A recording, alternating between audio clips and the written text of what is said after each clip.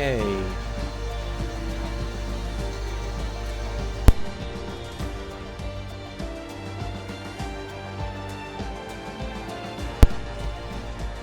Just going live, so it won't be long until the first set of qualifying gets underway, and from there I will do the introduction. So there we go, we have the 30-second countdown to the start of round 19 of the Assist Tier 1 IIRL Racing League.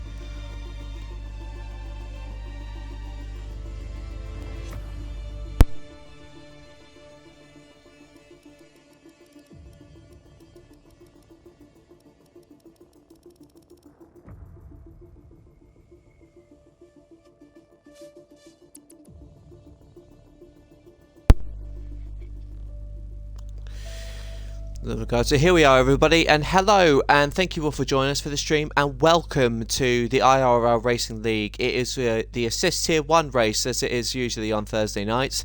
Round 19 of the 23 race the race season, and we find ourselves in a track where, to be honest, I forgot existed because I haven't raced it in so long. We are in China, Shanghai.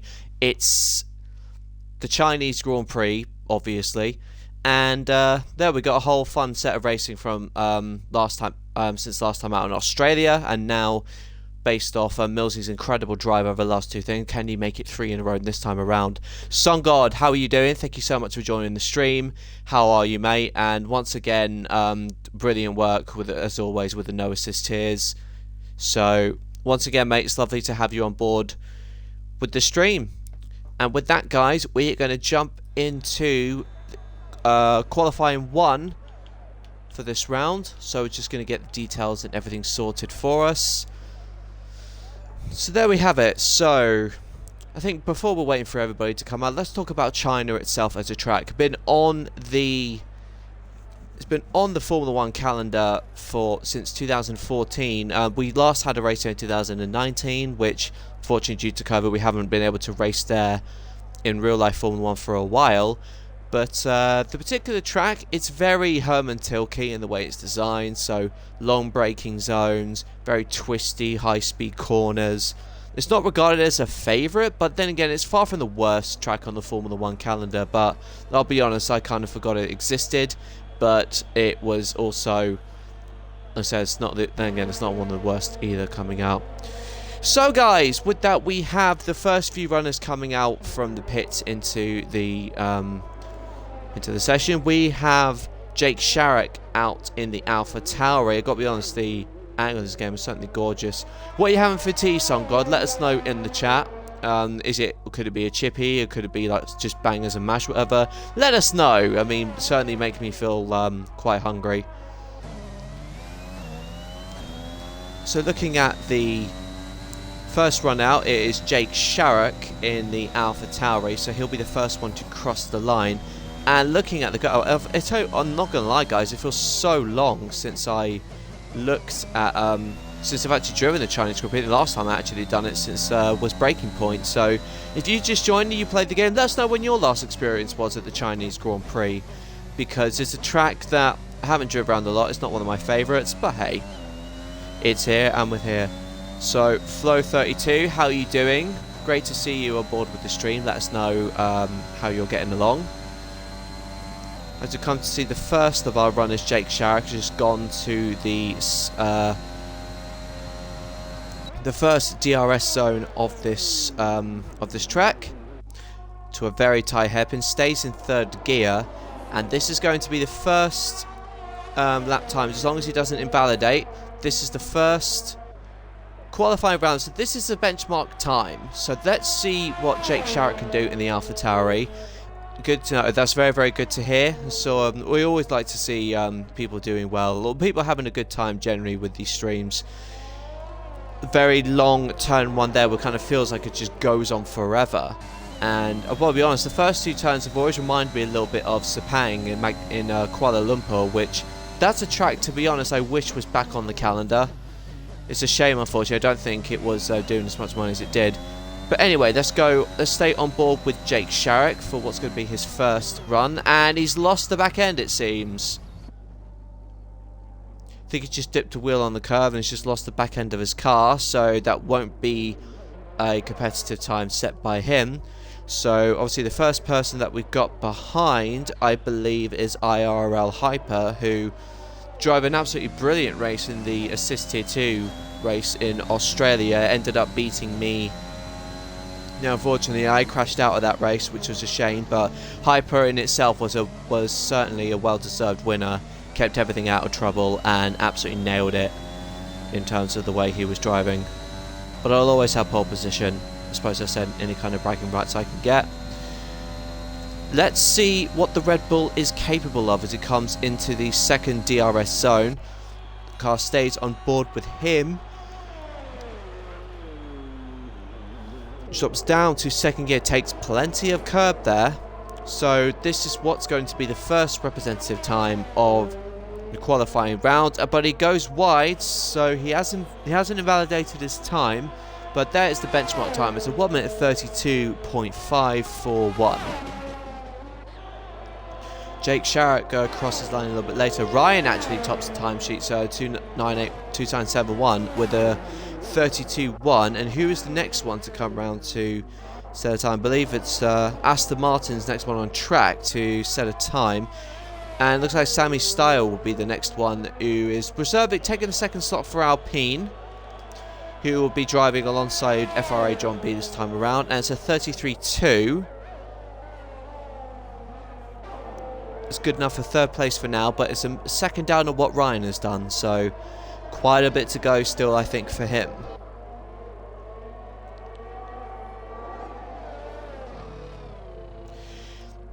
So it looks like it's Millsy, Wiggles and Ripley who are currently on outlaps at the moment. Let's go to one of them just to see how they're doing.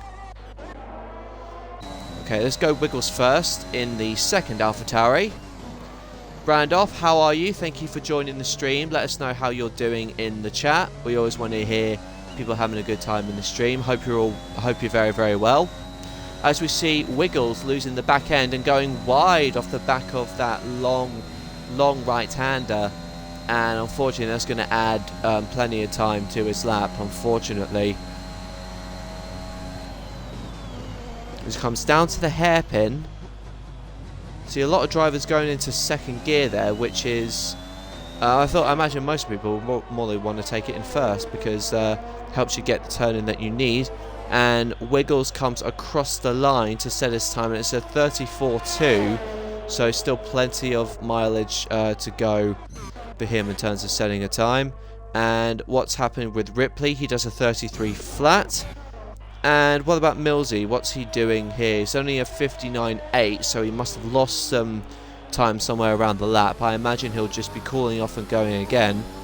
Winner for 2 races in a row. It's been a very strong set of seasons for him. It's a bit slow coming out of that corner there. Let's ride on board with the McLaren, who has taken 2 wins in a row. Only it's about 63 points behind FRA John B in the standings. So still quite a task, it must be said. Oh, with Jake Sharrock, it seems, 5-place grid penalty for a collision with Sam Ken. Sam Ken is retired in the session. I wonder if that had anything to do with that collision. If you guys did see it, then obviously let me know. As 1010 now goes fastest with a 31.9. Millsy is down 400ths on his best. It's a 45.1, so obviously he's certainly going to beat it. Hyper has left the session, so I think he must have disconnected, also having probably poor internet connection this side. So, crispy sesame chicken and red curry sauce. That's certainly making me jealous, but it's certainly one I would love to try. Maybe in the next, maybe the next couple of days, maybe a meal. If I do, I'll let you know how it goes. If I watch the No Assist here, the next come round. So Millsy looks like it was very steady through that second sector.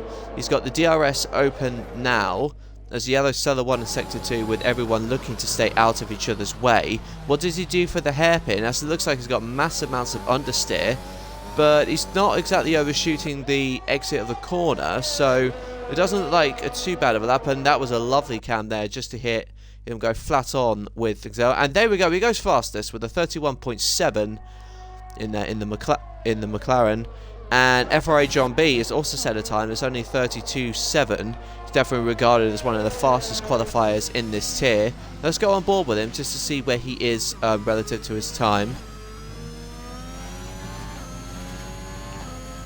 And unfortunately, he's not going to go very far because it seems he's invalidated his time, and he will not be getting a faster lap done. Let's do Amos Fairley though, who unfortunately, kind of like me with the Australia race, and just had a very unfortunate incident where he was sadly crashed out and retired. So I guess I can sympathise him here with last time out. I certainly would have been hoping for more since he qualified in the lead.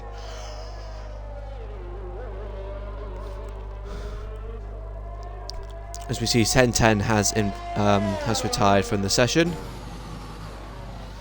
Just an apple, I think, for Flo, but no, that's alright. I mean, you know, they say the best way is to eat little and often, so I wouldn't. It's not too bad. Apples are certainly one of the better fruits out there.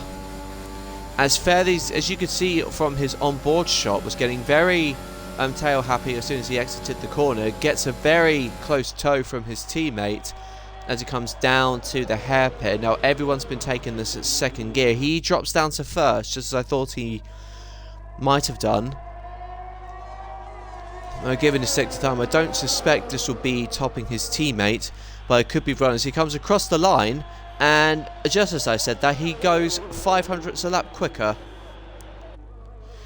So both McLarens, as you see, 1 and 2, and we see IIRL Padge, I believe, in the Ferrari coming around to say his time. It's a 32.9, running the number 8 on his car, belonging to the infamous Romain Grosjean, who is currently now, I believe, racing in IndyCar, as APS Greg goes 10th fastest with a 32.6, who is still out yet to set a time. I believe it's Iros J, who, as you will see from the screen, actually invalidated his time first time around, so he's got to get it right this time, because that banker lap takes a lot of pressure off once you come down to the final run. Hyper very sensibly gets out of the way in the Red Bull.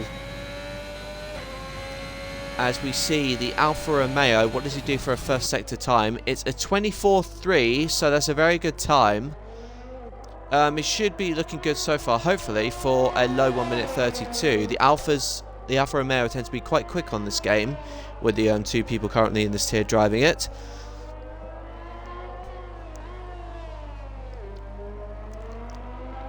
And looks very tidy across the second sector of the lap, as he does a 52.2. So this is looking a very tidy lap so far from the Alfa Romeo. Goes wide through this, so he's just got to keep the back end back where it needs to be. It doesn't look like there was anything dangerous in the way he was driving.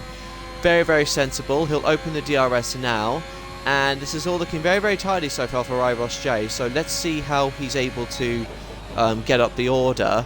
It goes down to first gear, quickly upshifts to third, down to 4th, 5th, 6th, and let's see what he does for the last sector. But does he overshoot it wide? No, he doesn't, but he only does a 32.6, so it's just 600ths or so behind Hyper, but may not be safe in the grand scheme of things.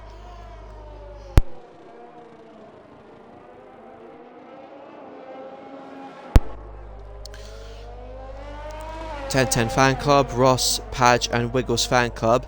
It looks like Sungod loves a lot of people on this stream.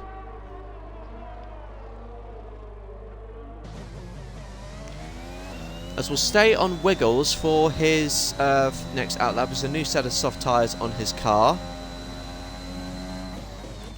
I think in these cars you can't take a full set, and the back end gets out again. So that's not what he needed. He's still going for it though. Let's see what he does for a second sector time. As long as he's up on his delta, then yes, he is up on his delta by nearly 2/10. But yeah, doesn't look like the tidiest up so far from the AlphaTauri, unless he gets this one right. As Fairley goes faster with a 31.6. Wiggles comes through to complete his next lap.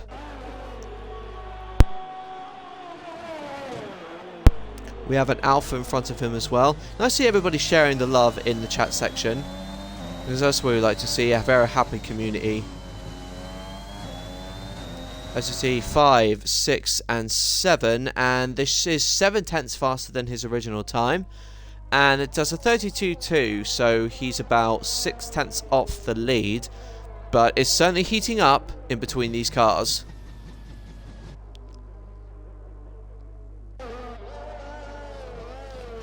As Greg comes in to complete his lap. I believe Sammy Style has invalidated his time, and he also comes into the pits. Looks like Ripley is the next one out there to set a time, and running with the Aston Martin car, which was once last year known as the Pink Mercedes. As the Bullet joins the session, but since he's joined late, I don't think he can compete.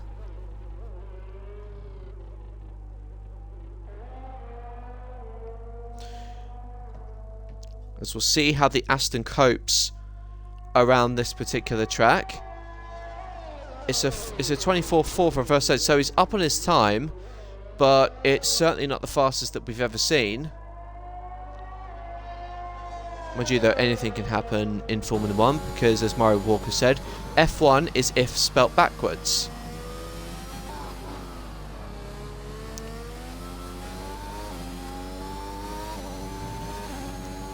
As Runamuk retires from the session.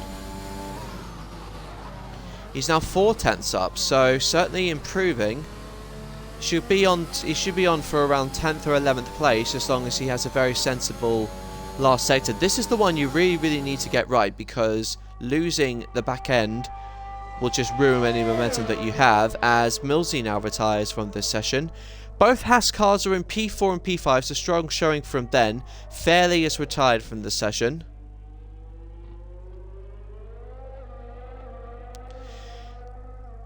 Looks like a very tidy session so far for Ripley. As the Aston Martin comes across the line, and we see a tyre there, so somebody obviously must have crashed earlier on. But now we see Wiggles has now retired from this session. Runamuk has also retired.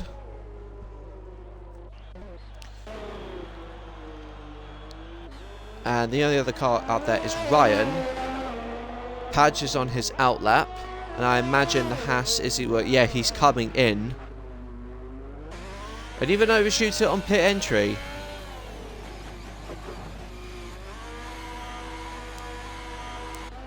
Could be more likely Sam Ken's tyre. Good spot. If that's where the Red Bulls crashed out. They didn't quite get it on the stream, so apologies for that, viewers. But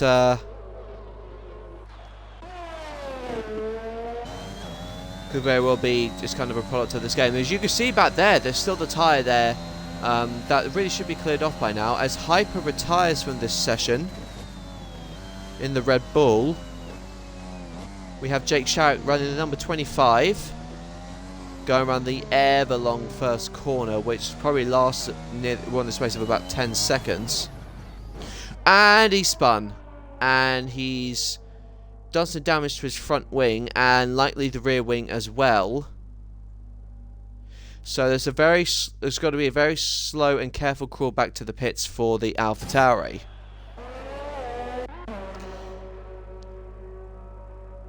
You see Sammy Style really trying very hard to warm up the tyres as John B comes to start his next lap. We're going to go aboard with Padge at completely the wrong time, because he is spun on another very long right-hander coming down to the DRS zone. Padge, if you're watching, I'm sorry I caught you at the wrong time. It's just how these things go. So instead, we're going to stick with the Alpine, who spins.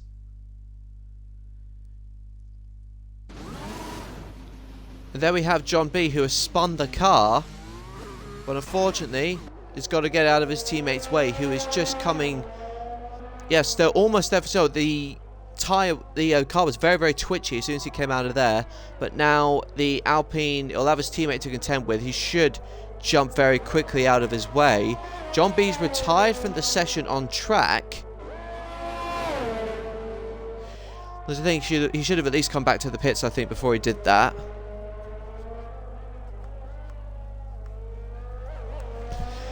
And that means if Sammy's style obviously improves and Padge also improves, which I have I'm very, very certain that they both will, they say out-qualify FR8 John B, then the championship leader will not go through into Q2.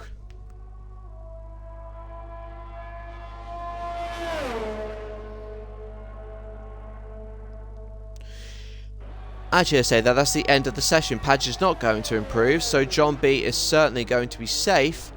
But this man, Sammy Style, has got to find just about three or so tenths to make sure he gets through into the next session. And he comes across the line. What does he do?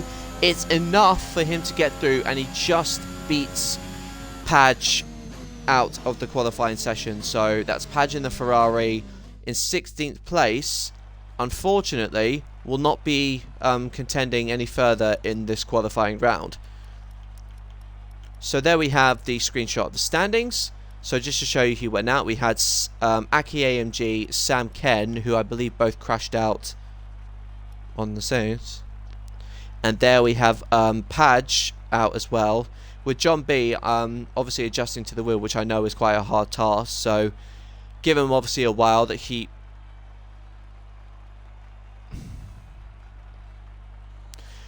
It was on pad when he spun.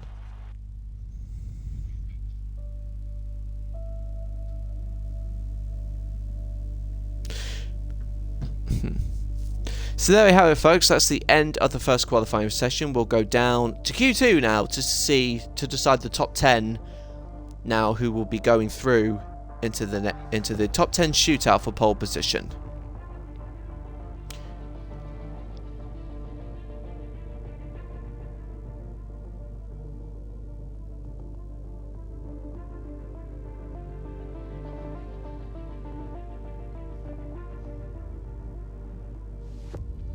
So it's taking a bit long. Looks like Bullet's still loading.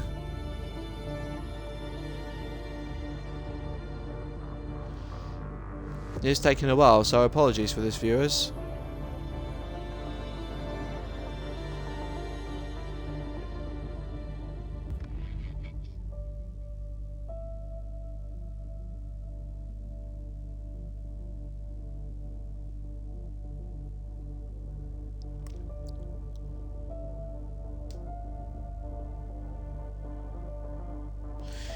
Yeah, this is taking its time. Unfortunately, I think the Bullet's going to have to leave and come back, probably. So apologies for the wait, viewers.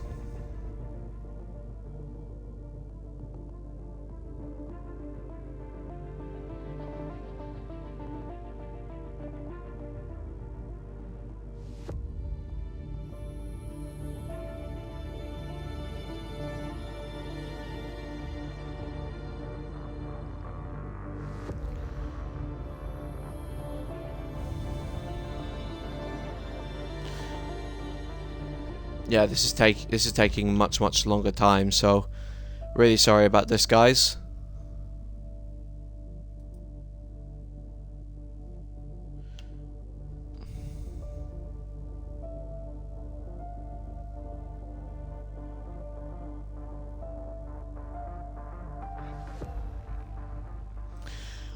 Ah, there we go.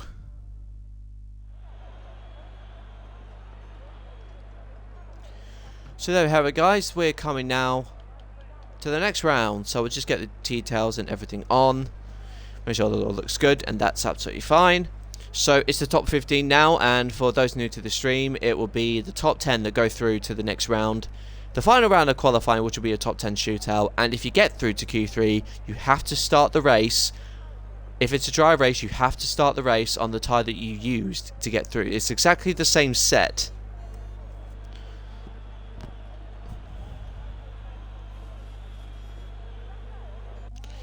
Let's see already. I believe it is Jake Sharrock who's the first one to come out, and is already taking too much curb and is having plenty of adventures through there. Behind him is the Haas of Ryan 2971, who was on the medium tyre And with this track, you definitely need the tyre grip, but if you can extend, it doesn't look like one of those places that, I think unlike Mexico, which is a two-stop, is more preferred. And Jake Sharrock has spun. So unfortunately, not quite what he needed to start, but let's see what Ryan can do with the medium compound tyre.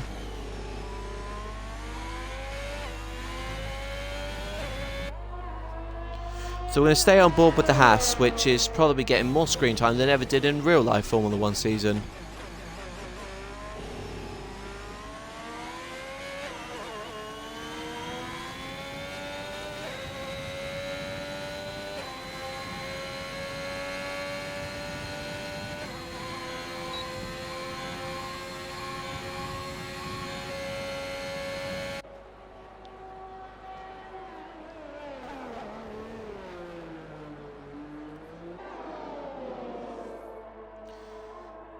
So here we are.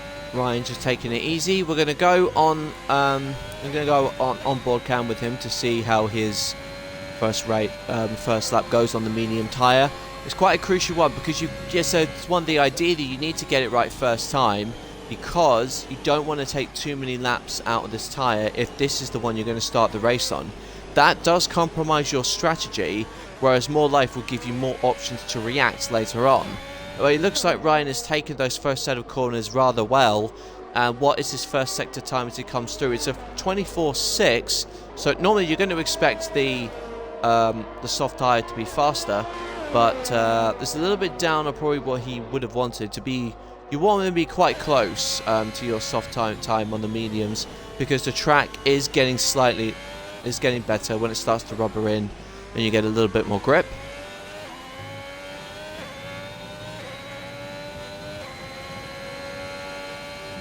It's a 52.9 for the second sector. As the Aston Martin in front of him, hopefully it doesn't impede him. The back end is getting a little bit leery on that Haas, but hopefully the Aston in front of him should jump out of the way. But instead, he's going to give him a tow, which should help him with a bit of straight line speed, and that does help him. The Aston gets promptly out of the way as he comes down to the hairpin. It looks a very tidy lap. It's just obviously he's on the medium tyre. The bullet has left the session. As it's a 33.7. That's the first time on the medium tyre. So quite a difference it seems between the top two. Jake Sharrock goes fastest with a 32.9. And who else is coming around still to set a time? I imagine it's probably Hyper. No, he's hasn't quite found his way around there yet. Runnermark is out in the Williams. Millsy does a 32.9 for a first lap on the medium, so very close to what Jake Sharrock has done. AMS Fairley still yet to set a lap. APS Greg had his time invalidated. I think he went over it at the worst time, because as you see on the mini-map, he'll have a completely red screen or complete red set of tracks, which means that unfortunately he will his next lap will not count either, so he might as well come into the pit to put on a set.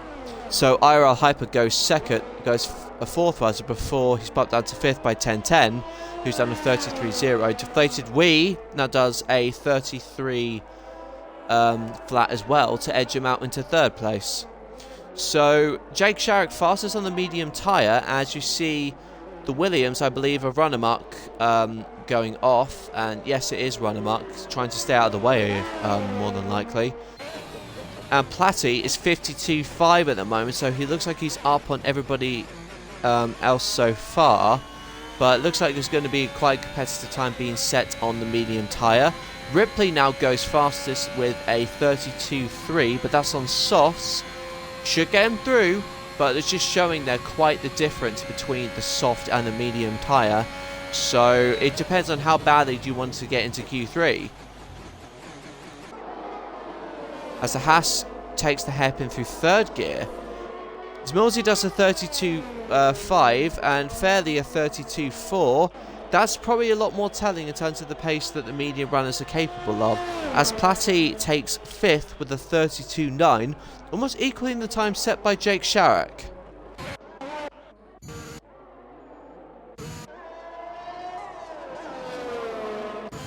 Well, it doesn't look like Runnermuck will go to set a lap, and Hyper is coming across the line. He'll certainly improve, but will it get... It's only good for 9th place at the moment, so definitely not the lap I think he would have wanted. Sammy Stahl in the pits, and John B out on the medium tyre as well.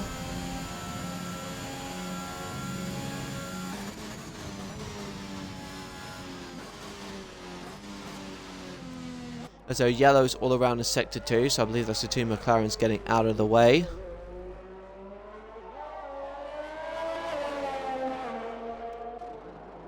Ripley was obviously on top, so fair that he's in P2. 10.10 actually in P3 with that time on the medium, so that's a very, very good run from him. Millsy in 4th place, who's done that extra lap to get where he is. Jake Sharrock is coming out on the mediums, I think, to do his out lap.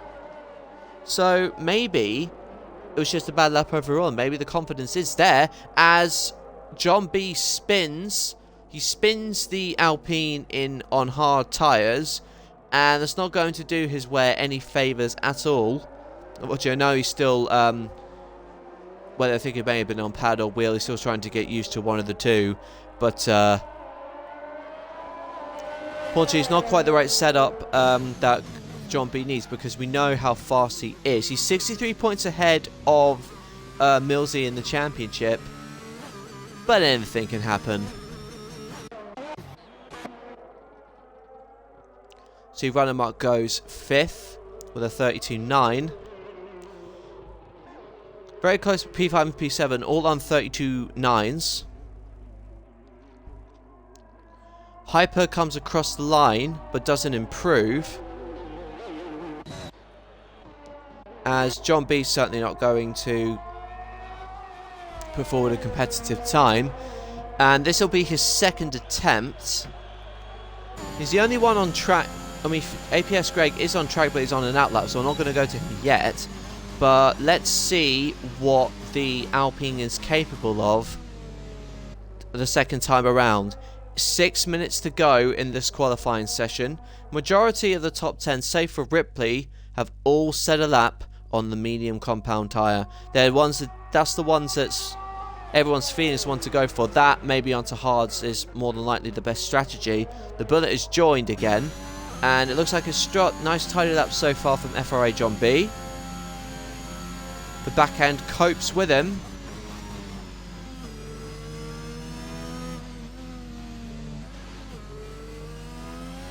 So he upshifts to 3rd, to 4th, then down to 5th.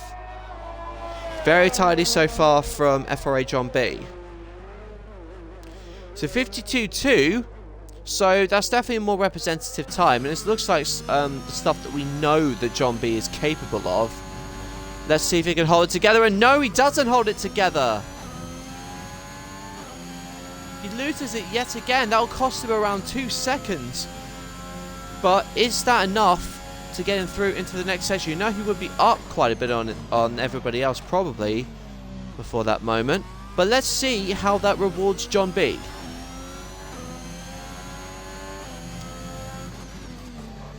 And he's decided to box, so I imagine he'll be starting the race on the soft compound tyres.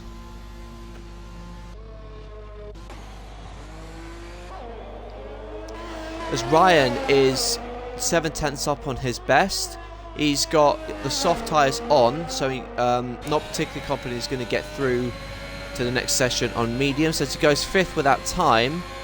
Well, it just shows, really, to be honest, just how impressive the times were between Fairley, 10:10 and Millsy.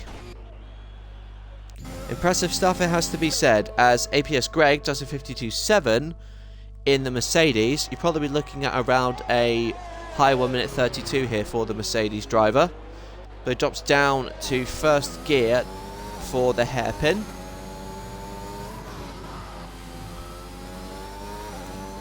What does the Mercedes do for a time? It is only a 33.4, so that's only good for 11th place. Not enough to get him through. It looks like, I think, quite a lot of people will have to consider going onto the soft tyres to get through. You're going to get a lucky few going through on the mediums. Maybe Fairley will get through. He's probably the best chance.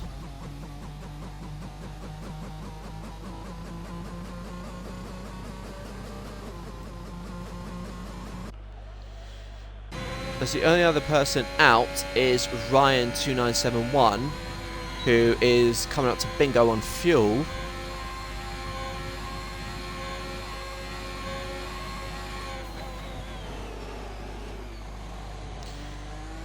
And John B is on it, just come out to start an outlap on the soft compound tyres. As we see the Haas come into the pits.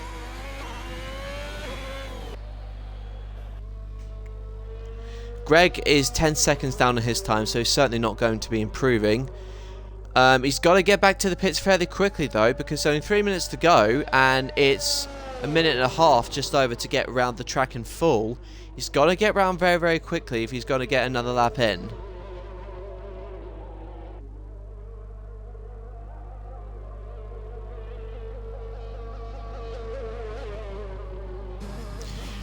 In fact, both of the Alpines are out on an outlap right now. But I wonder if Greg has, if he's got enough fuel to try and set another lap time, maybe that was time to get through. But with both of the Alpines on softs, about to start an outlap, it could be curtains actually for APS Greg.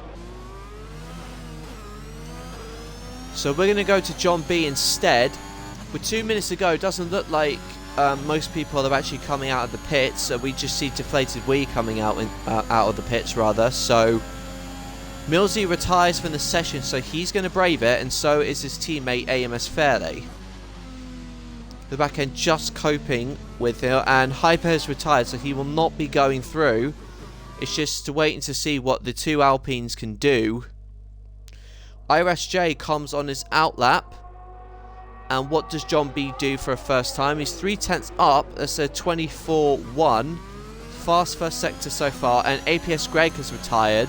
So that's 3 people who are guaranteed to be out. So it looks like IRSJ, Deflated Wee, maybe Platty as well could be a risk, but he's not coming out. And unfortunately, the backhand goes yet again for John B.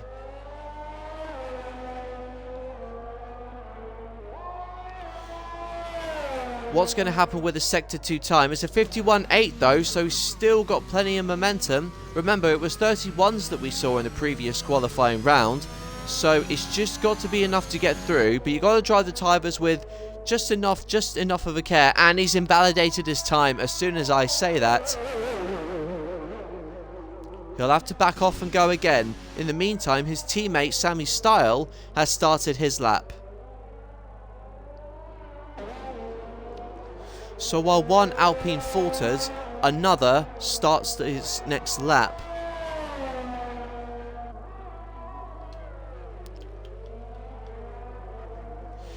So just going to change the display there to show you the times that everyone set their best lap on, and the tyres that everyone is currently on right now, which means quite a few people, it looks like Deflated Wee especially, is going to be doing a lap on the soft.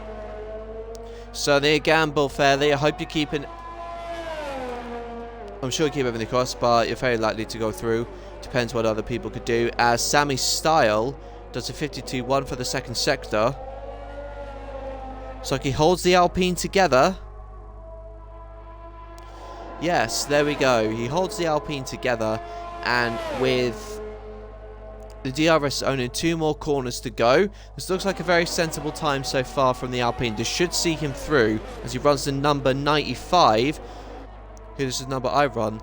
Fairly, yes, certainly looking very, very quick today. He's starting the race on the mediums as well, so very strong showing all around from him. The Alpine keeps it within track boundaries, and he goes fastest with a 32.2, so that should easily see him through to the next round. It's a 51.6 for John B.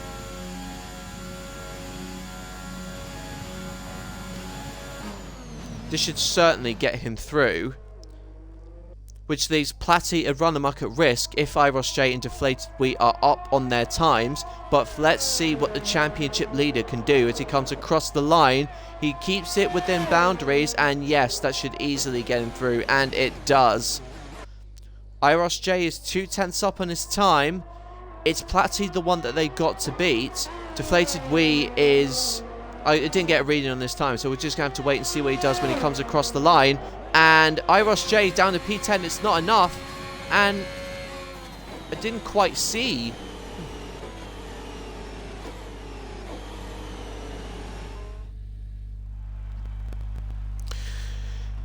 And yes, Deflated Wheat goes to P2, which means that IIRL, unfortunately, is out of qualifying.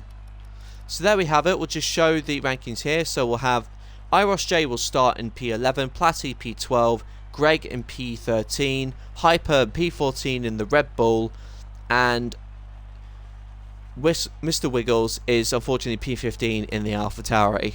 So we will have 1, 2, 3, 4, 5 starting on the medium tyre. So those ones more than likely to do one stop as long as there are no safety cars.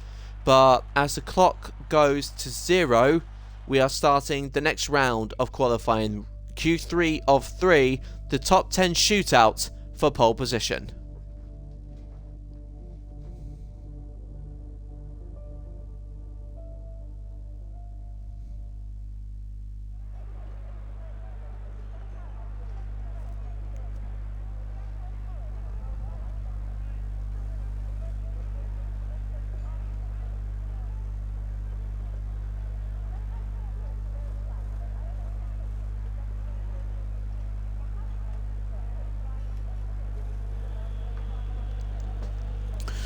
As we see immediately, guys, we're seeing more and more people coming out to start the session straight away.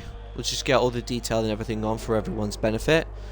Looks like Ryan is the first one to come out into Haas. At the double left in Sector 2. Yeah, it's not quite Bahrain, but I do find that kind of annoying to drive, so I'm definitely with you on there, Son God. Ryan is the first one to come out in the Haas. Unfortunately, his teammate Platy didn't get through.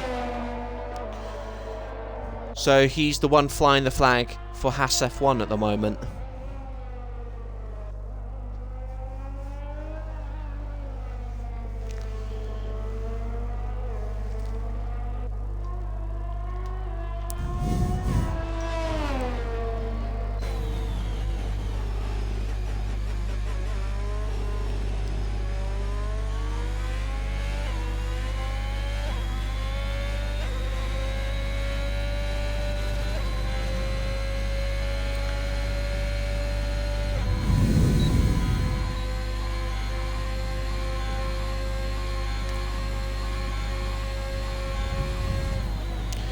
Here we have Ryan,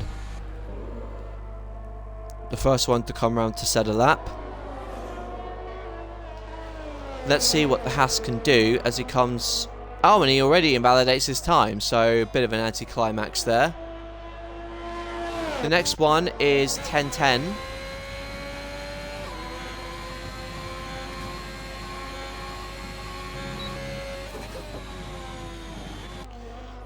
So let's roll on board with the Alfa Romeo to see how well he does.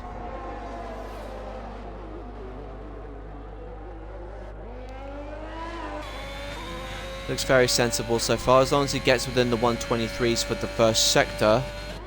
It's a 24.1, so it's not quite the fastest that we've seen, but it's still one that... still a fast time nonetheless. Let's see if he can get into the 1 minute 31s.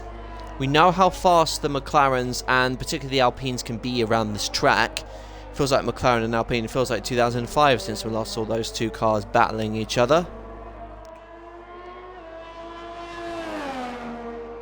That's coming up to the next. So it's a 51.4, so that's a very strong second sector for 10:10. But certainly looking like one that's going to get him into the 1 minute 31s.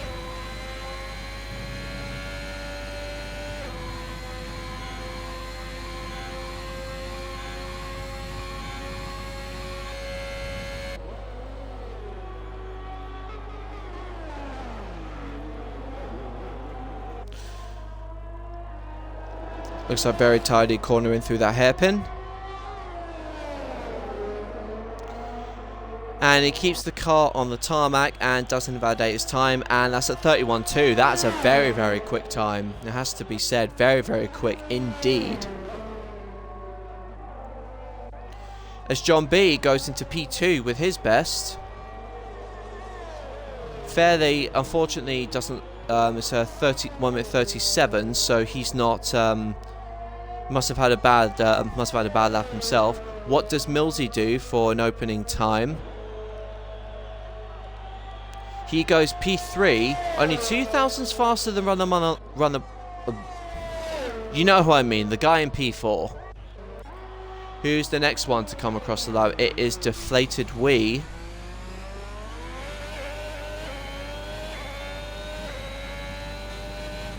As you see, yellows in Sector 2, and a bit of understeer there on the Ferrari, so that would have hindered him, certainly. It's only good for P5 for him, who is still out to set a time. Well, Jake Sharrock was, and unfortunately, he's lost the car. Sammy Style is only P6 his time, it's a 33.3.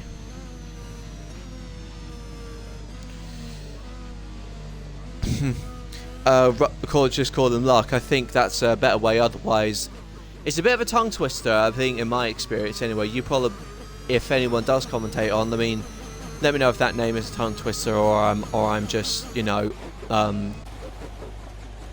absolutely off my rocker. As Ryan goes wide on his outlap, as Jake Sharrock is going to need to go again.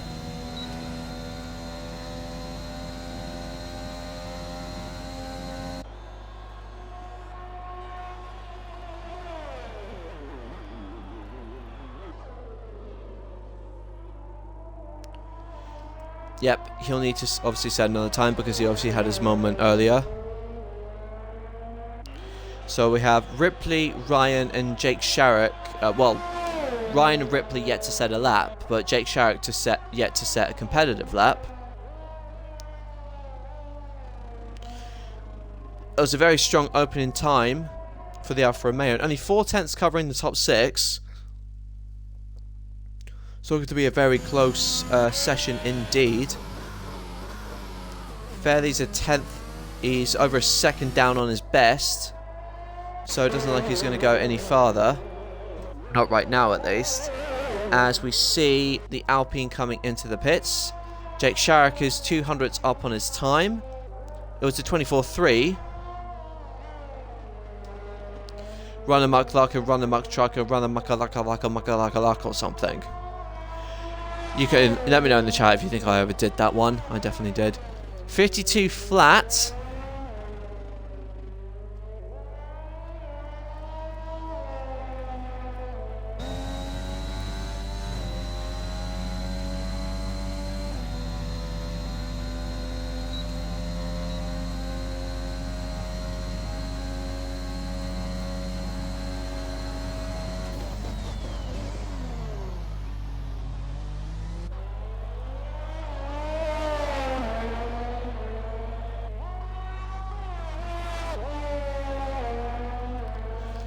What does the AlphaTauri do to improve? And he does a 32.1, so it's good enough for P7, but it's still 4 minutes or so to go, so anything can happen. I think the only other person on a time lap is Ripley in the Aston Martin, so we are going to go on board with him for right now. As Ryan has gone into the pits after his scruffy outlap, he'll need a fresh set of boots. If he's got them available to him. As it's a 51.7 for Ripley in the Aston.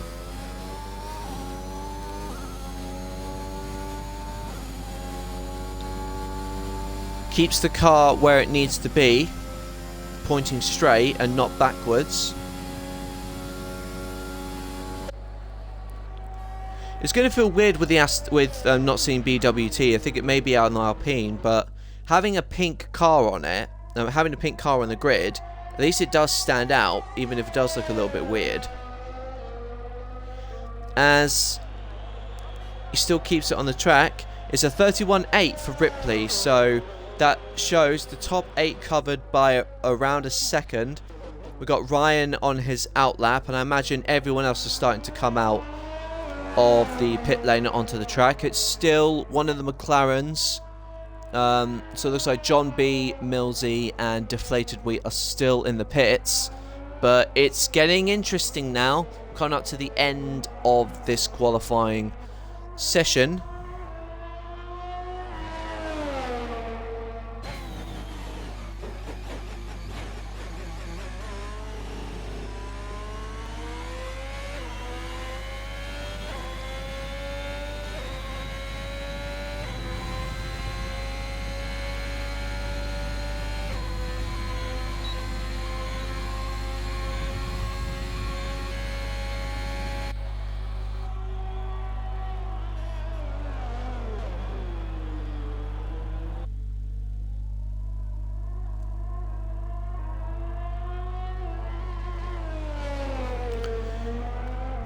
Let's go on board with the Haas and see what he does for his outlap.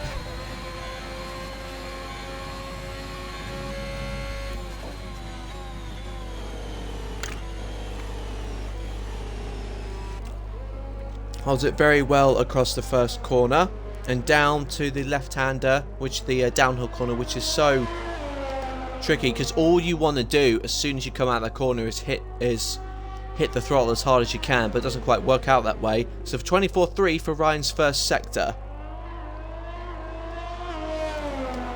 Now the Ferrari is out as well.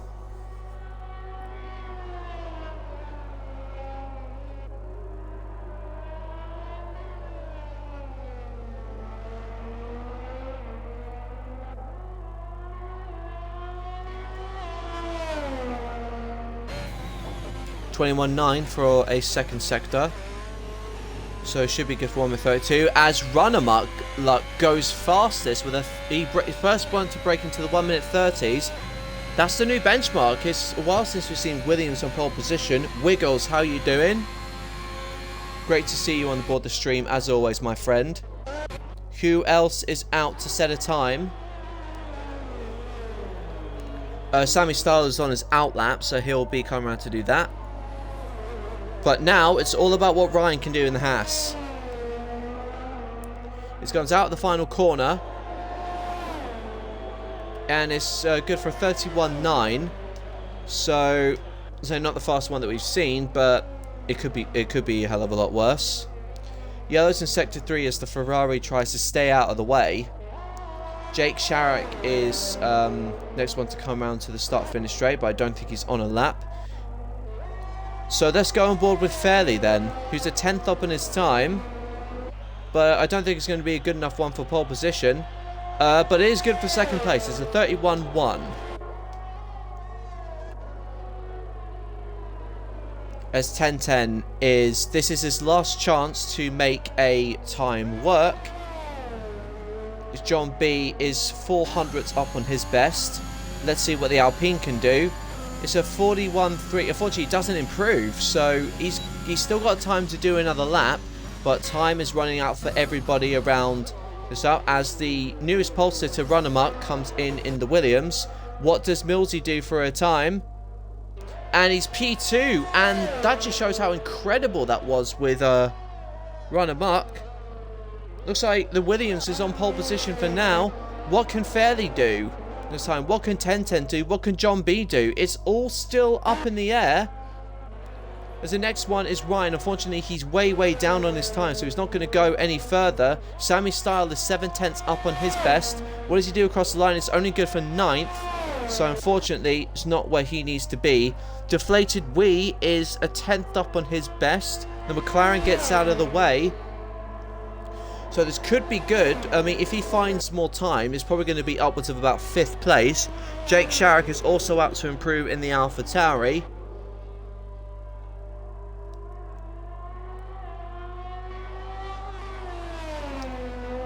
So Ferrari comes round the final corner. Unfortunately, he doesn't improve. What does the Alfa Romeo do? He doesn't improve. Who's the next one to come across the line? Fairley comes into the pits. Then the other person is John B, who is 900ths up on his best.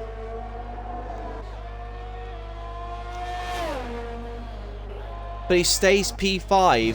The last one to set time there will be Jake Sharrock. Unfortunately, he's invalidated his time, so that is it for Q3.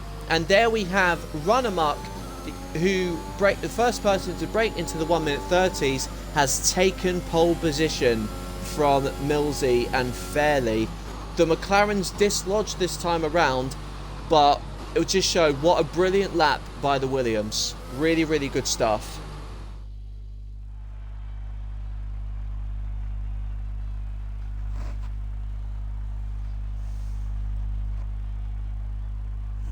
So there we have it, guys. That's the top 10 for Q3. So we have Run Amok is in P1 in the Williams, Millsy P2 in the McLaren, Fairley P3 in the McLaren, 10-10 4th in the Alfa Romeo, John B 5th in the Alpine, Deflated Wee 6th in the Ferrari, Ripley 7th in the Aston, Ryan is 8th in the Haas, Sammy Style is 9th in the Alpine, and Jake Sharrock rounds up the top 10 for AlphaTauri. So with that, guys, we're qualifying over. We are going to go into the standard 5-minute break that we'd have before the race. So if you've been following this particular race on the stream, do let me know what your predictions are for who's going to be the race winner this time around in China. We'll get a sense of what the weather's like as well as soon as we go to the next screen. But let me know who you think is going to win this Chinese Grand Prix.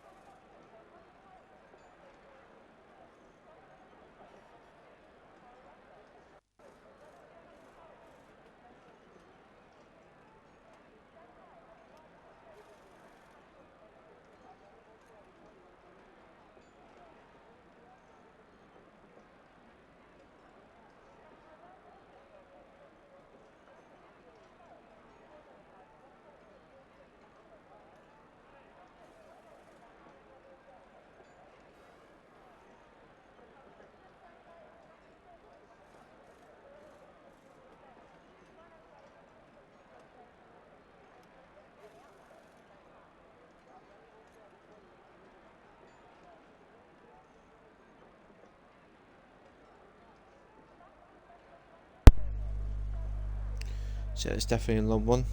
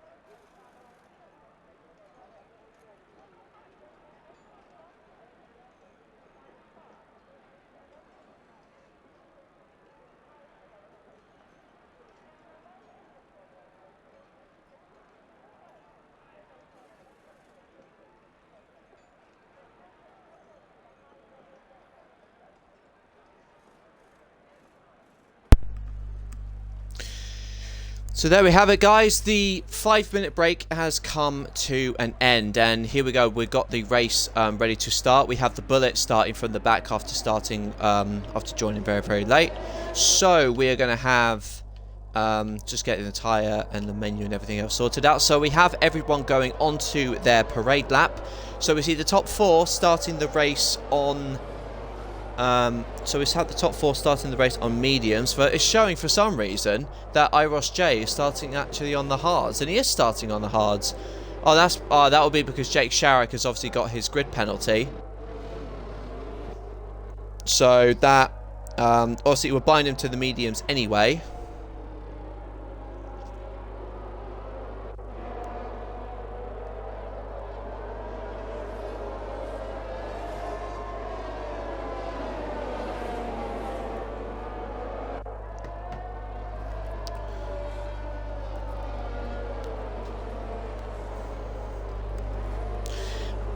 So it certainly was a great lap. So Demon Johnsy, how are you doing? Great to see you on board with the stream. How's your week been? See, Pad just left the session, so I think he must have disconnected or somewhat. But here we go. We have the Ferrari at the back. 19 runners out of the 20 he usually race as part of these races. Ryan and Sammy Style disqualified, so they've been sent back to the grid. Not sure what that does actually for their tyre attempts, but can't be anything too good. So, it's pretty interesting. It's a good qualifying session for John B, who, let's say, definitely must have struggled somewhat, obviously, because I know he's adjusting to whether it's on pad or a wheel. But good qualifying session from him, given that he's been out of it for a while. Hyper is in P13 in the Red Bull. Jake Sharrock has still got to, he's got the grid penalty to contend with. And, oh, what's happened there? With Hyper going, there's drama before we've even got to the grid. Thankfully, he hasn't hit another car. Thankfully, it's all okay. But not quite sure what on earth everybody was playing at. As we come round to see the Williams and everybody, the top runners now, coming round to take the top slot of the grid. The Alpine and the Haas, as you saw there, were disqualified earlier. They must have made contact with each other. But now the leaders coming round to take the start. As you'll see from the screens, that running the soft tyre, which means you'll have to pit very, very early. This is a track that does take a little bit out of your tyres. But as we see, the top 4 on mediums, and everybody else either on the medium or hard tyres from P10 down, those 5 or so runners starting on the soft tyre are certainly going to be compromised in terms of their strategies for this round. The mediums and the hard runners can afford to play it long. The hards may not give you all the grip in the world, but they'll give you all the life that you need. Oh, there's a little bit of off time going there. 5 lights are on. And it's game on in China, and it's a good start so far from the Williams, but it's an even better start for the McLarens. There's going to be 3 abreast into the first corner. What is going to happen here? Fairley goes round to the inside, the runner Muck, and then the Alpine goes to the wide of the McLaren of Millsy. So Millsy's lost out in the start. Runner Muck holds on to the lead. John B held up into 3rd position ahead of the McLaren. Ripley is up into P6, and 1010 has fallen down, unfortunately, into P6. Jake Sharrock has fallen down to the bottom behind, so unfortunately it doesn't do him any favours in terms of the grid penalty. But Fairley up into P2, which is where he needs to be, and with John B behind as well on the fastest soft compound tyre as they're going round, but they're going side by side through the long left and long right handers here. There's a massive duel going on between the top 2. The Bullet unfortunately has spun, so that means he's dropped all the way back to the back in the Aston Martin, but it's game on between the top 3 for sure, as all the runners now pretty much nose to tail, as the Ferrari of Deflated Wee wibbles around all the way at the back of the Haas. See if he can find a position there. And Ripley, unfortunately, I think has spun in the Aston Martin. Yes, he has. He's dropped all the way back to 17th place. Now is Jake Sharrock coming across the field now. He'll be up into 16th place. We still focus on the leaders for now.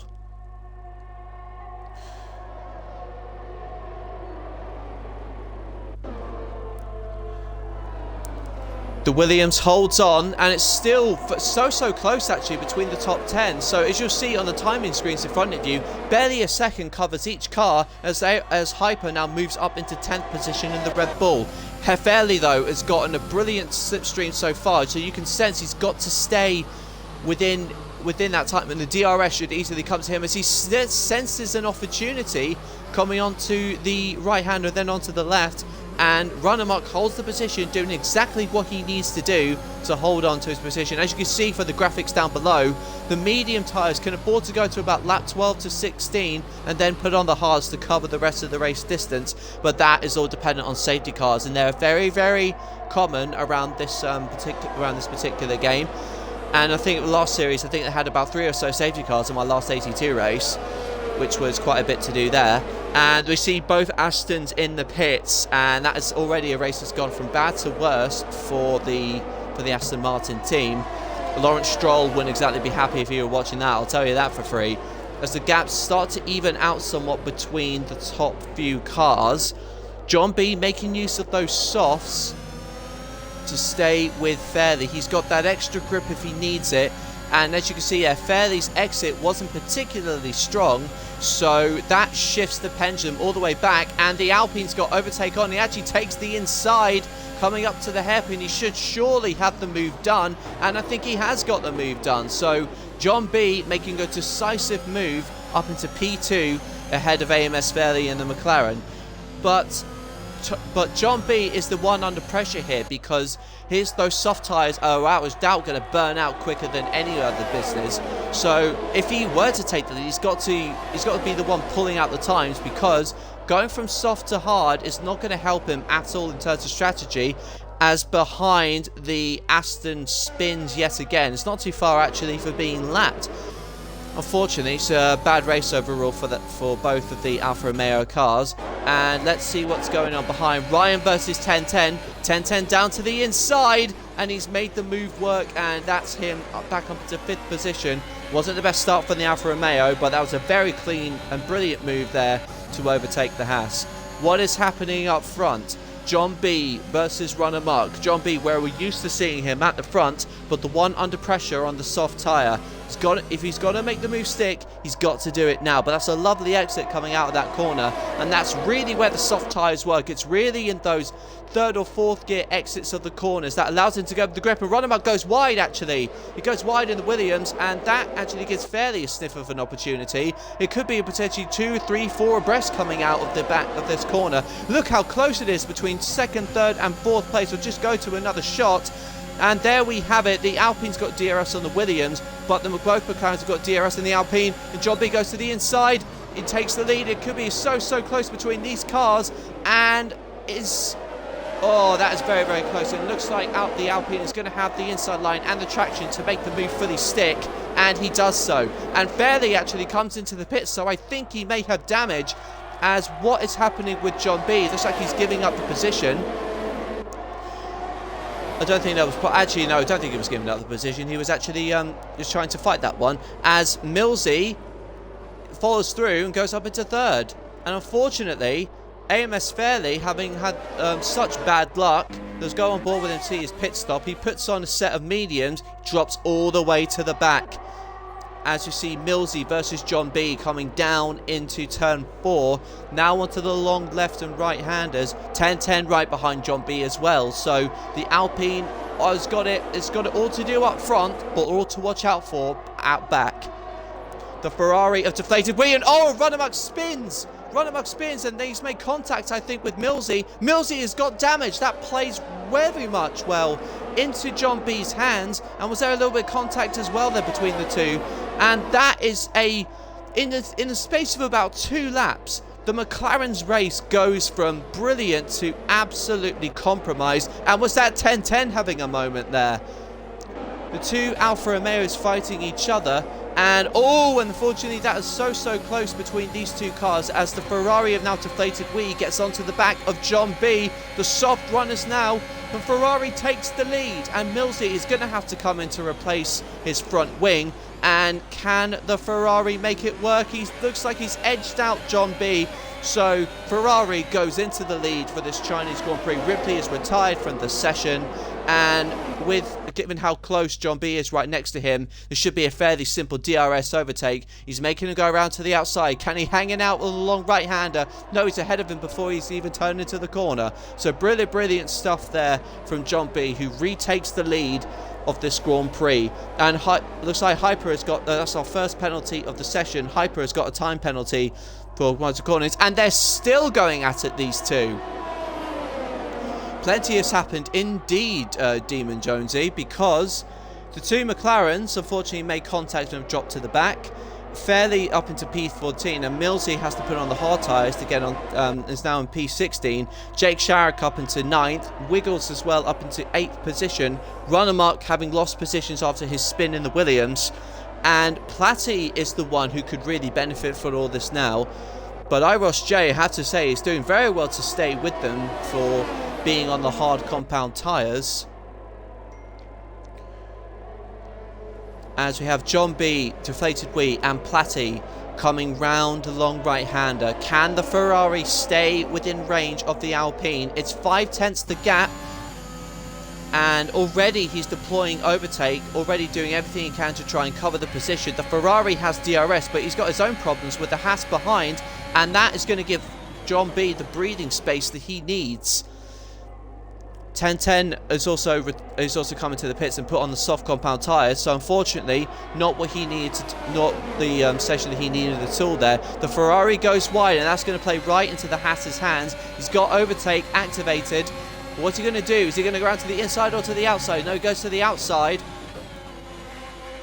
And Deflated Wee holds on to the position, but he switches back the Haas and makes a lovely opportunistic dive down the inside of the right-hander. But all that time fighting each other is going to buy the Alpine the precious time that he needs. 6 laps going, and there is so much happening in this Chinese Grand Prix.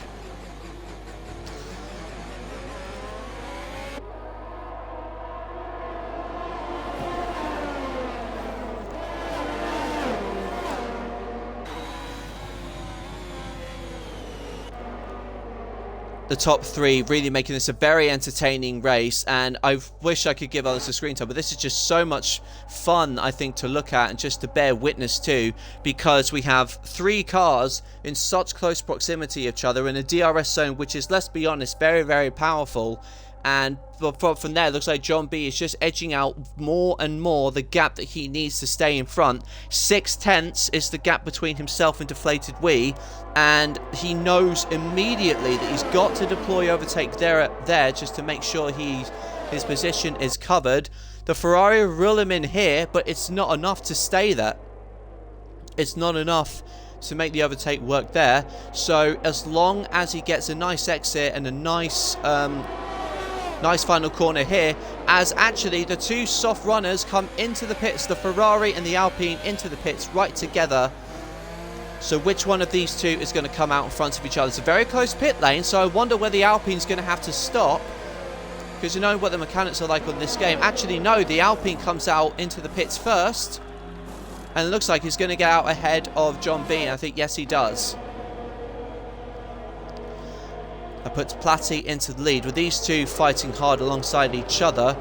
1010 is just on the fastest lap now in the Alfa Romeo.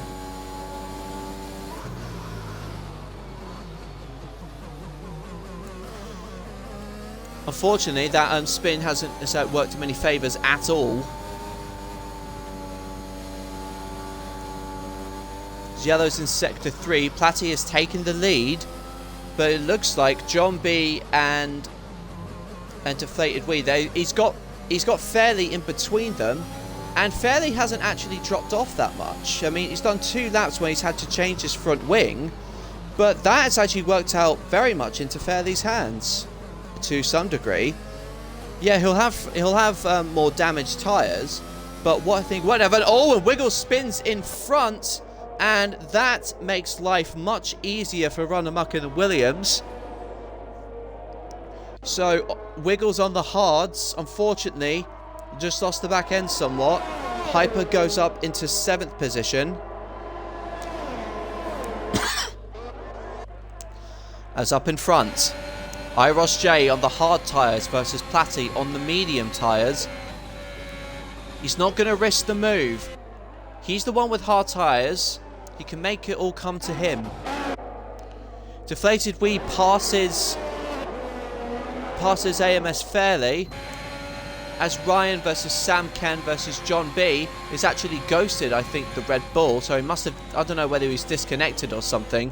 But another position looked like to be gained for the Alpine versus the Haas. And hopefully, if I think from Deflated Wee's case, these two fighting each other should bring him back into play.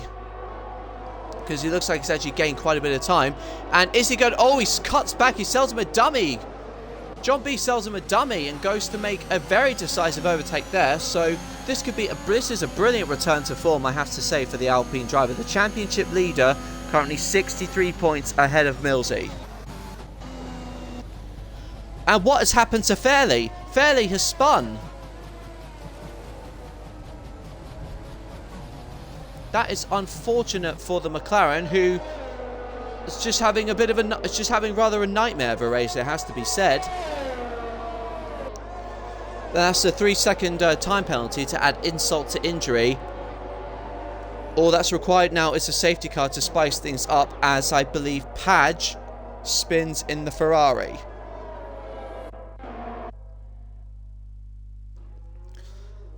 Now, the battle up front. There's 2 seconds between them. The two Mercedes fight each other, and Greg, I think, quite sensibly doesn't fight that one from Aki. As John B is the next one to receive a time penalty for corner cutting. We should call that the Tiamat Marduk Award. And that gives him a 2-second buffer over Deflated Wee, as Constantina certainly helps to build a gap between from one car to another. As Fairley comes into the pits to retire, as 10-10 obviously comes in to change onto sets. Those soft tyres do not last long around this track at all. And who else comes into the pits? I think it's Padge. Yes, Padge comes into the pits. And insult to injury, gets a 5-second penalty for speeding in the pit lane. I wonder whether this may be to come in maybe and retire. No, he's putting on a different set of tyres. And he's putting on a new front wing. Yellow's in Sector 2. So that must be Runner Mark, who has dropped down the order, it seems, yet again.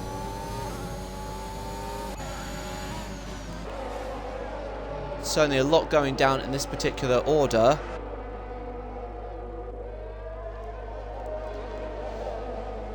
Yellow's in Sector 3.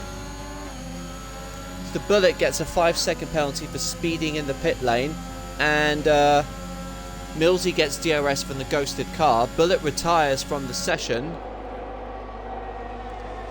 As Sammy Style overtakes the ghosted car of Sam Ken. But I'm afraid to say that this race really has unraveled, I think, for the McLarens, because they were looking fairly dominant up the top of the grid.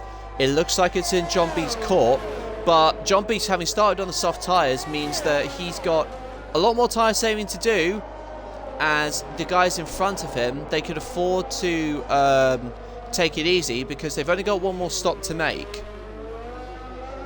It's only lap 10, certainly, but there is so much happening at the moment.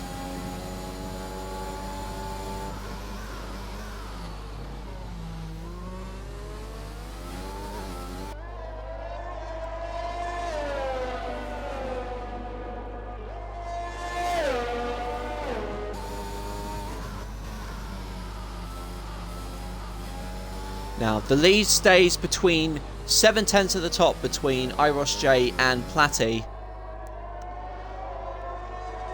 This could work out brilliantly for Iros J, who is having done onto the hard tyres and is actually staying with the... Oh, and Runnermuck has retired from the session. Unfortunately, the Williams, I believe, may have crashed out, and that is such a shame for what was a brilliant pole position time. Runnermuck is out of the race, but is that going to throw a safety car? As you see on the screen, there was a little blue icon as he came out of the turn 4. That was the Williams. Unfortunately, he's come out of the race. So it's such a shame for Runnermuck, because it was such a strong, quite a valiant drive. It has to be drive to get pole position.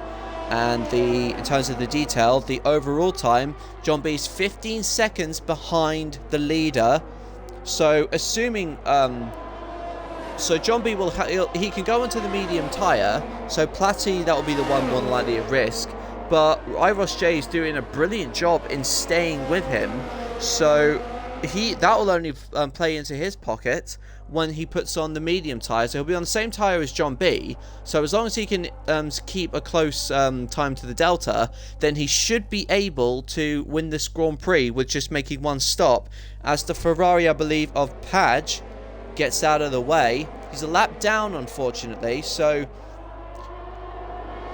I think I have to say, unless there's a safety car, I think the chances of him scoring points are quite remote.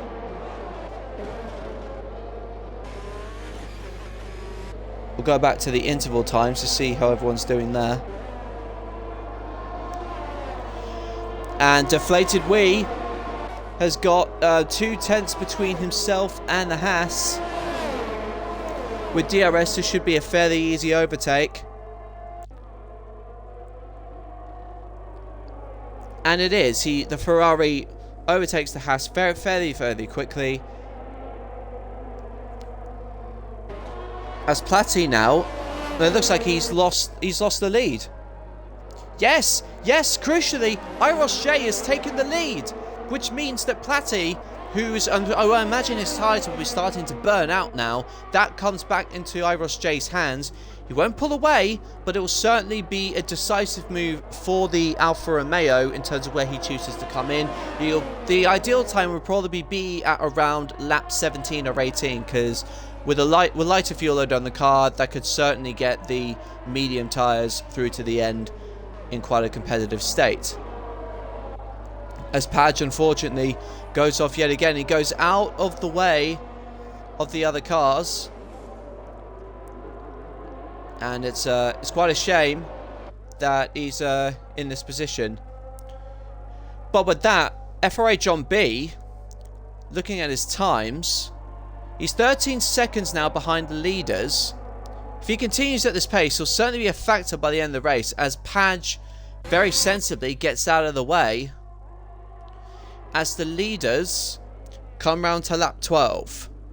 You have to remember, Iros J did not qualify in the top 10, started on the hards, so those tyres would not have done a whole lap of running at all, which means that they'll probably be even fresher. Platty, on the meanwhile, as you know, he didn't actually get through, so these two got through to start the race on completely fresh set of tyres that could eke out that extra lap or so of grip when they need it.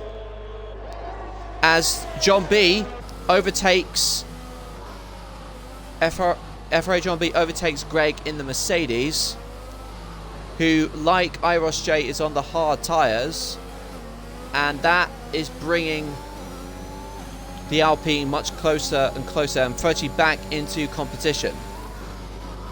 It's 12 seconds the gap now, so he's really reeling them in. This is certainly a very controlled drive from the championship leader. And should he decide to, and should he win and Millsy not score, that is a mighty blow in terms of the World Championship.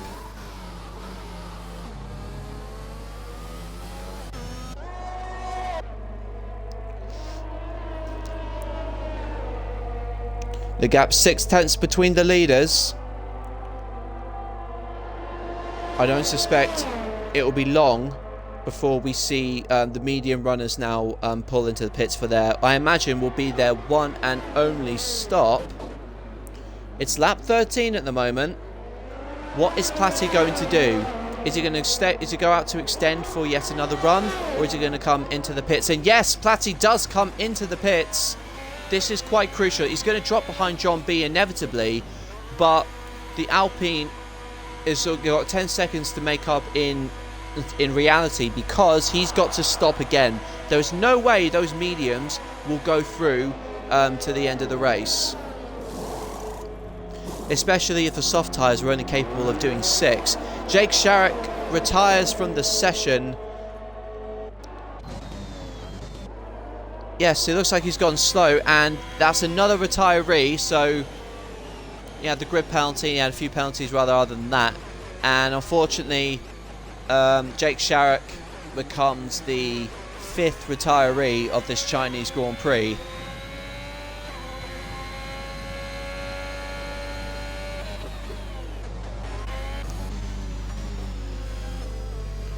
Looks like Aki AMG is struggling on those worn hards.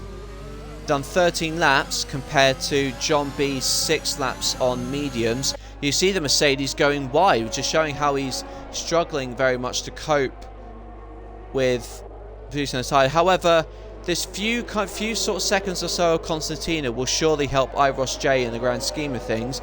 But one thing IIRL will not have is DRS. As the Alpine gets a little bit trigger happy with the rear of the car. Looks like IRL Hyper may very well be the next one to come in. He's done 13 laps on those medium tyres as the Alpine knows he's got to make a move on this Mercedes. He overtook Greg pretty commandingly when he came round the start-finish straight. And yeah, that's a very, very good exit that John B has got. With DRS open and overtake as well, this should be a fairly simple overtake, and it is a fairly simple overtake from the Alpine, who goes up into 2nd place. Looks like IIRL will certainly be struggling off his tyres.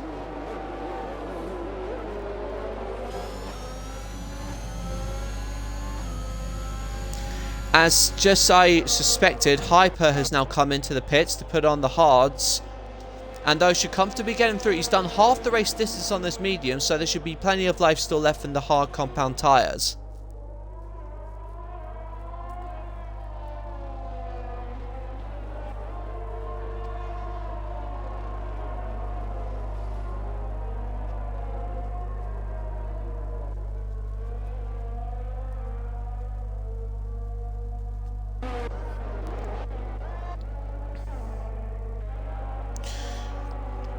So just seeing your comments on God. I hope you've enjoyed the stream so far, and if you've got to shoot off, obviously have a very lovely evening. It's been great having you on board with this stream.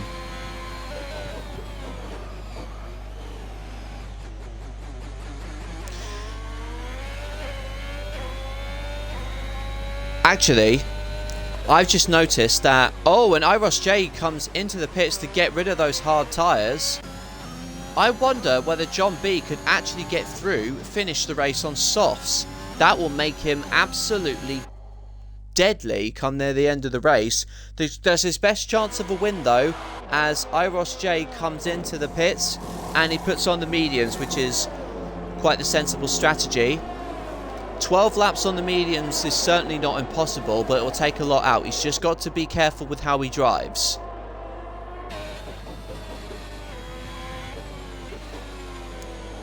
It wouldn't make sense. The best thing to ditch those hards where you've got no pace on them and get those mediums on as soon as you can.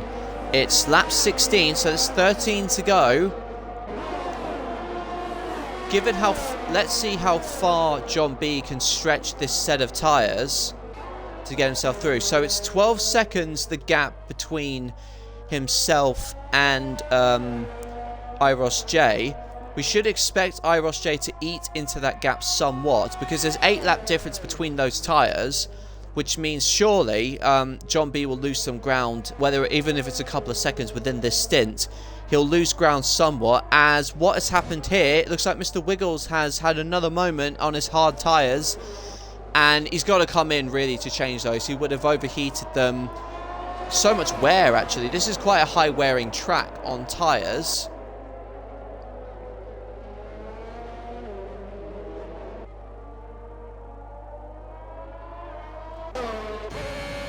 We see behind Platty has got IIRL has got Platty to contend with, rather, and he's also got the other Haas of Ryan, and he has to back out of it somewhat, which means it's going to hurt him somewhat in terms of how much time he can make up. But let's see how quickly the Alfa Romeo can ditch the...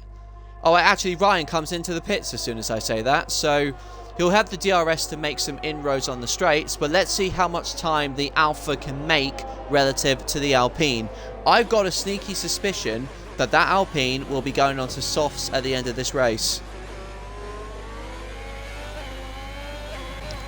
As Deflated Wee, having initially fought with John B earlier, is nearly 10 seconds behind him now, is catching up on the Mercedes in front, as we see Sammy Style and Mr. Wiggles finally into the pits.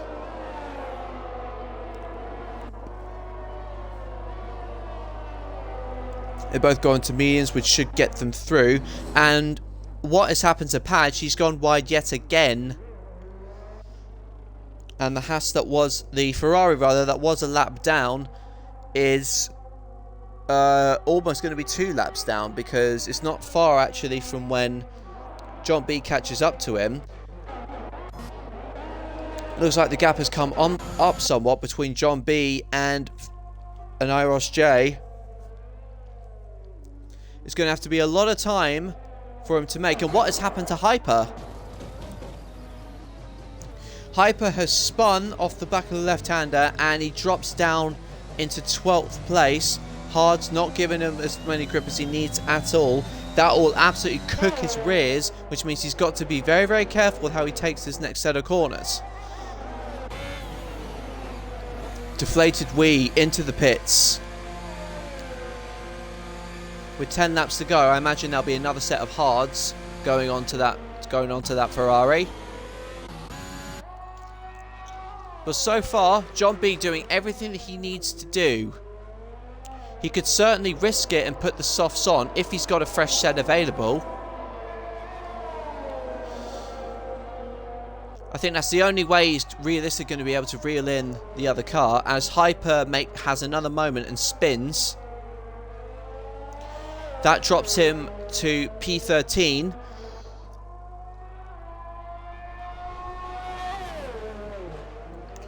With Padge a lap down from the rest of the field.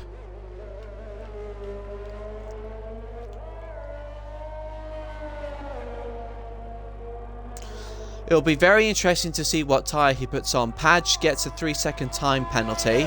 Yellow's in Sector 3.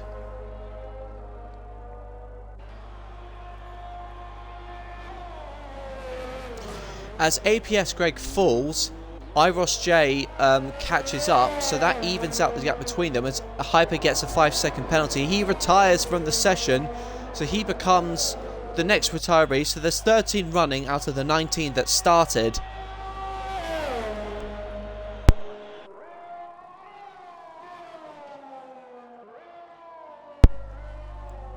.3 seconds is the gap between IIRL J and FRA John B. Yellow's in Sector 1. I imagine that'll be for Hyper's retired car. He would have retired it in the pit lane.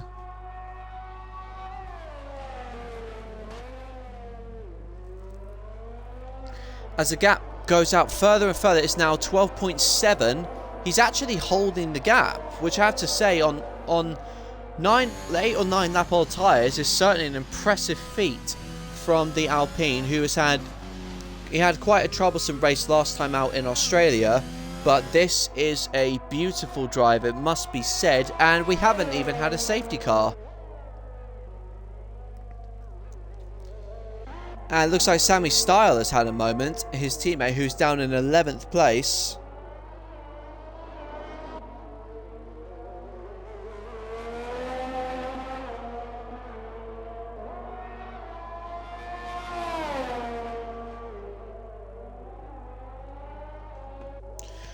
.5 is the gap between IIRL J and FRA John B, as the Alpha gets DRS on the McLaren. This should be quite a quick, on the Mercedes rather, this should be quite a quick overtake. Can Platty follow his way through? We've got to stay on the back cam, as wasn't the best exit from APS Greg, who's going to have the Haas around the outside. The Haas switches back and he should have a much better drive. We're going to go on board with Platty, and yeah, look at that, he's done him way before the corner. DRS activated, and there are no more cars in between IIRL J and Padge, and the safety car crucially has been deployed after Padge has retired. 12 people running, and that puts it that is a gift to FRA John B. That is a gift, because you don't lose as much time behind a safety car. You're around the 12-13 second gap, which really limits that really is around the kind of crossover point in terms of how much time you actually lose. But with fresh tyres on, I imagine he'll be putting on softs for sure. I imagine IIRL will have to do the same thing. But that changes everything in terms of how this race will pan out. That has given John B a golden opportunity to win this.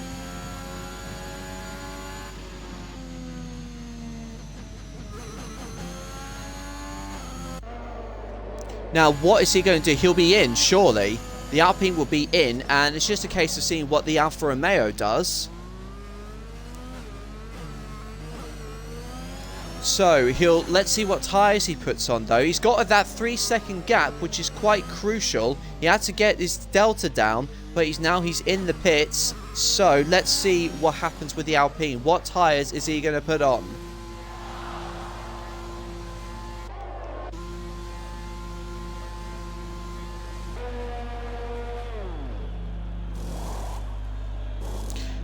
He goes on to the softs, just as I suspected. IIRL looks like he's going to come on and do the same thing. As Platy is also in, Greg is in, Millsy is in, and Eki AMG is also in. Deflated Wee, what is he going to do? He's going to stay out. Let's see if he can make up a place or two by doing so. He may actually find himself potentially in second or third place. The Alfa Romeo is still ahead. No, he's not. He's not ahead. Crucially, Deflated Wee is the car between himself and John B. That could be all that the Alpine needs to overtake. He has that 3-second penalty, mind you. So that's set the stage for the end of this race here, guys. We've got Deflated Wee, who has quite rightly stayed out and made some positions as a result. He's got soft tyres runners right behind him. But this man here, John B, has just been handed a golden opportunity to win.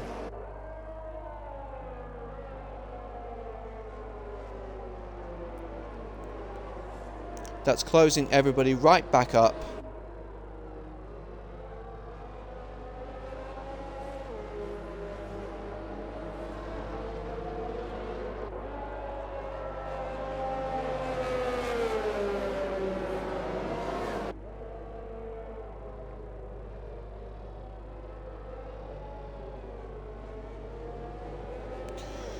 Now, the safety car out. I imagine it'll be a couple laps now. Hyper, how you doing, mate? Unfortunately, sorry your race didn't go as well as it did. I know you were driving very, very well. So, sorry it didn't go as well as it did. It's going to be one hell of a race towards the end. As this man, FRA John B, has got it all to do. He's got soft tyres on, and the strategy which he would have lost on, had the safety car not come in. He's got soft tyres on, but he's got 3 seconds to make between himself and IIRL if he wants to win this Grand Prix. Deflated Wee, with 2 lap on mediums, he won't be much of a challenge to IIRL as long as he makes sure to pass him quickly enough. It looks like by the end of this lap, the safety car everyone will have caught up to the safety car. So that could mean that we could get the race back up and running.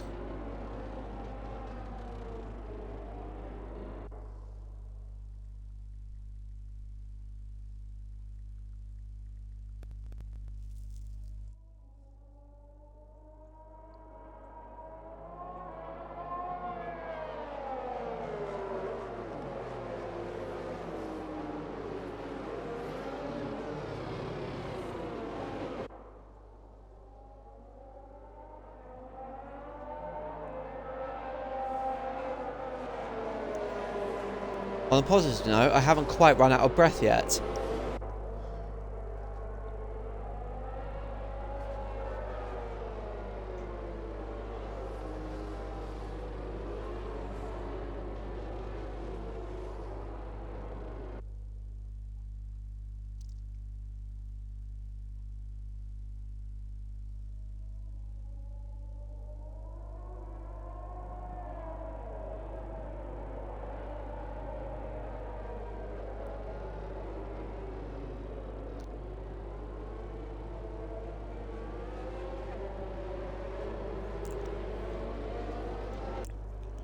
Looks like there we have it, folks.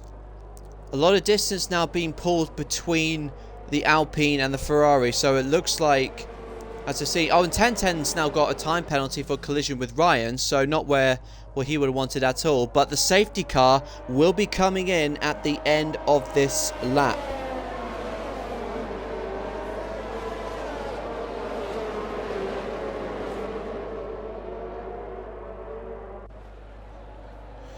Now, he has got it all to do with 3 seconds between himself and the Alfa Romeo. He's got to build up that gap to ensure that he wins this Grand Prix. And that, the way he's just taken that corner, should be enough to get him through. And it looks like he's just dropped it there. And that is a hell of a restart he's got on the Alfa Romeo. He's got the Ferrari obviously between them, but that's not going to help him at all. And IIRL is actually losing out, I think, maybe to the Haas. Is the Haas going to go through on the outside? Maybe, and that's not going to do IIRL's chances of winning any favours at all. And the Haas is still finding him alongside. It's 1.5 seconds already as Ryan spins the Haas at the back here as 1010 as well. I believe both of them have damage, but IIRL 5/10 behind deflated Wii. He's got to clear him as soon as he can, because at the moment FRA John B is going to be running away with this. How quickly can he do it? Oh, but he loses the back end. That would not have done him any favours at all. The Constantina on this track is quite powerful. So what is he going to do in terms of getting past the Ferrari? He's got to do it maybe at the next straight to potentially to overtake. He can stay with him here as he's got the grippier tyres, but it's 1.8 seconds, now 1.7 seconds between these two cars. He has got to make the move stick now. He's a 10th behind. He should be able to make this one work, and I believe that's what he's doing. Overtake all the way down the back of the straight. John B is there in front of him. He has got to stay within 3 seconds to make this work. It's 1.5 seconds between the two. That was not the restart that the Alfa would have liked, but he's just got to stay obviously within there. As John B sets the fastest lap, it's 1.7 seconds the gap between the top two. Deflated Wii is now up against the Haas of Platty. 1010 has earned himself his 3-second penalty. The Ferrari loses out to the Haas around the outside, and their tyres nearly brush. And Platty's also got a penalty as well, so he has got to get a move on himself. But that's immediately a nice buffer for the Alpine of John B. IIRL is 1.7 behind. He's got to drive out of his skin because we know how fast the Alpine is straight up. But the gap's coming down to about 1.6 seconds. Maybe the Alpine had a bad moment during those top two corners. I know we don't always like to see penalties decide the winner, but do you know what? It does make for an exciting watch nonetheless. 1.7, well, nearly 1.8 the gap between the two. 1.6 now. The gap's changing all the time. Only a 10th gained between this lap and the last. IIRL deploying overtake. The Alpine deploying overtake as well. All these moments are between overtake and whatnot. These are the moments that really make the difference in terms of how you win the race.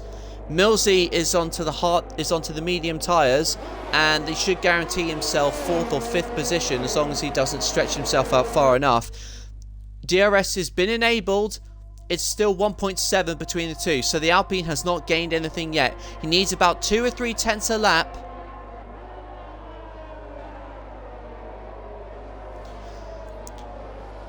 It's 10-10. Unfortunately, his game's crashed, so obviously, sorry that obviously happened to you. You were driving, you had quite a strong qualifying session there, so hopefully the next game could be a little less crashy.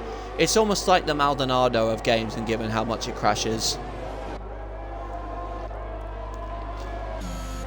As we stick with the top two, he loses out here, but gains it all at the exit of this corner. It's 1.8 seconds the gap.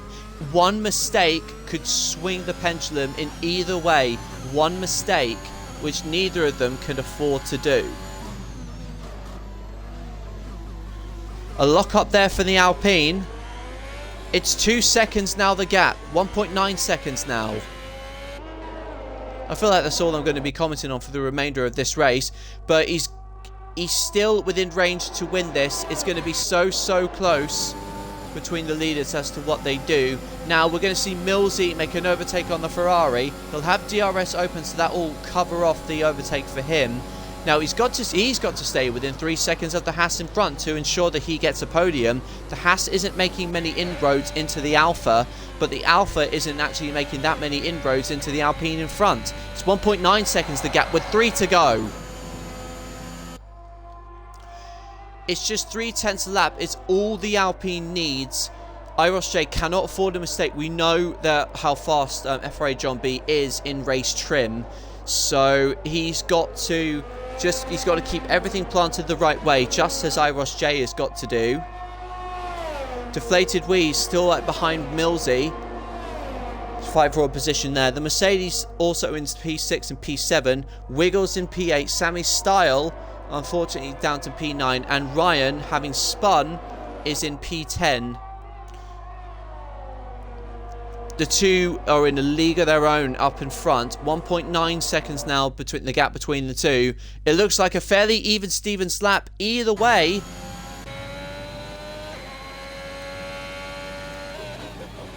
Looks like the Alpha deploying overtake exactly where he needs to. Fortunately, he goes very... he locks at the front, and he's lost a couple of tenths now as a result. That's exactly what I mean in terms of one little mistake can swing the pendulum. It's 2 seconds the gap. Neither of them are deploying overtake.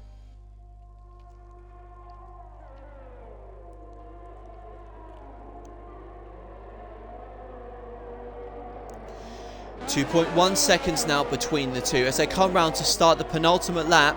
It's not enough currently with FRA John B's pace to win this race, but he's got only 4 tenths to make. It's the last lap but one.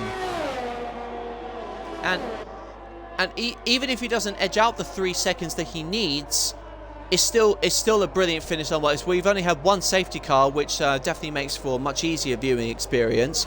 But at the same time, we are in for a brilliant finale between these two, who, like, even before the safety car came out, I mean, IIRL started in P10, and he's bringing out a brilliant, gutsy drive to be where he is. FRA John B started in 5th, lucked in with the safety car, but nevertheless, you've got to be in it to win it, and you've got to play the hand you're dealt. And so far, he is playing that hand as well as he can. It's 2 seconds, though, the gap between the top two. He needs a second now, and I think with the way IIRL is going, it looks like he's going to do it. As the gap intensifies back here, Millsy he's right on the back of Platt. He doesn't even need to pass him to guarantee a podium, but it will be nice to do it on track instead of letting a penalty decide the outcome of the podium. Looks like Platty will be falling down. If he's got a 3-second penalty, he'll be falling down to about 7th position. So the Mercedes have got to stick with them there as well. Now the gap at the front is 2.3. So he's building up the time that he needs. And Millsy now up into P3 after sustaining damage at the beginning of this round. Millsy is now up into P7. What has happened now out at the front? It's 2.5. Can John B pull out another 5 tenths over the Alfa Romeo to ensure that he wins this Grand Prix? It's going to be a very close finish no matter what happens. Who will be the first one to crack under pressure? Will any of them crack? Who knows what's going to happen? It's 2.6 now the gap. 2.5 now the gap. As it's coming out to almost now 2.6. It's so close looking at this. Millsy takes P3 away from Platty, and it looks like the Ferrari deflated wheel is going to get 4th. He'll be a 5th and 6th for the Mercedes as long as he stays. We're saying it's 2.3 now between them, unless there's a crucial mistake being made by IIRL at the end of the lap. It looks like the Alpha's going to do it where it counts, which is where the time penalties and everything apply. It's 2.5. This is the section, though, where he really loses out. But no, it looks like he's done enough here. It's a couple more corners to go for IIRL. And it looks like the Alpha's going to do it. Millsy, though, has fought back brilliantly, given that he had damage to finish on the podium. But this man has done everything he can with everything that was thrown at him. After a harsh couple of races, he's having to change in between the wheel and the pad. He's going to come through to take the checkered flag, but it's not going to be the win this time for FRA John B. He takes the checkered flag, but IIRL J, on countback with the penalties, wins the Chinese Grand Prix, with Millsy taking P3 in the McLaren with deflated wheel P4. Both Mercedes get P5 and P6, and Platty drops down to P7 with thanks to his penalty. Mr. Wiggles takes 8th place, with Ryan coming across the line just there to take 9th, and P10 for Sammy Style in the other Alpine.